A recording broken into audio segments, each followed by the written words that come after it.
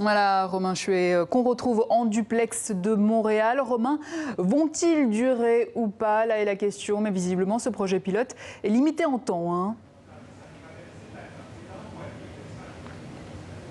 Oui, il faut savoir que le gouvernement du Québec avait donné son feu vert à la fin du mois de juin.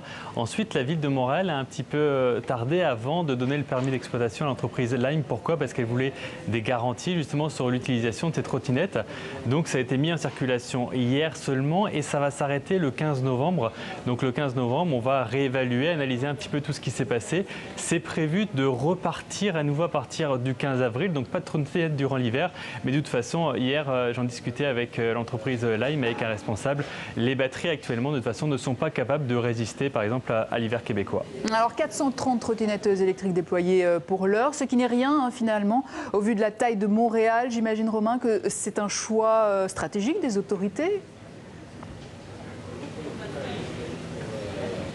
Oui, c'est effectivement un choix délibéré de la part de la municipalité.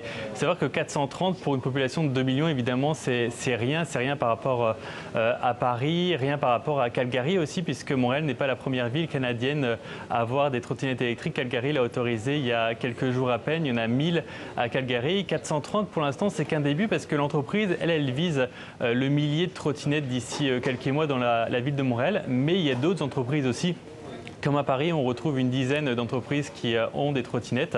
À Montréal, on parle de l'entreprise Bird qui est extrêmement intéressée. Donc on pourrait avoir d'ici quelques jours, quelques semaines, plusieurs centaines d'autres trottinettes dans les rues de la ville de Montréal. Quoi qu'il arrive, la ville veut prendre son temps, veut aller étape par étape pour justement éviter de rencontrer des problématiques comme c'est le cas par exemple en France. Paris, on l'aura compris, ce n'est pas l'exemple à suivre hein, pour vous les Québécois, ce qui veut donc dire des règles très strictes pour les utilisateurs.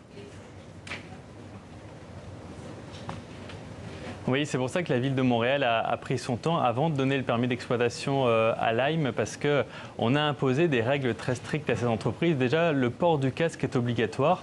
Ensuite, chaque utilisateur doit avoir au moins 18 ans ou avoir un permis de cyclomoteur. Ensuite, rouler, utiliser la trottinette sur les trottoirs, c'est interdit. Il faut emprunter obligatoirement une piste cyclable ou alors une rue où la vitesse maximale est de 50 km/h. La trottinette aussi est bridée, elle est limitée à 20 km/h. Donc tout ça justement c'est fait pour mieux encadrer et aussi chaque utilisateur avec l'application Lime doit prendre ensuite une photo après avoir stationné la trottinette pour éviter justement qu'on la retrouve à n'importe quel endroit. Il y a à peu près 230 zones dont Montréal qui ont été délimitées, une petite zone de 1 ou 2 mètres carrés pour déposer les trottinettes uniquement donc à ces endroits-là. Des idées qui peuvent servir pour Paris également. Des règles strictes donc, mais pas d'amende encore prévues pour l'heure, Romain.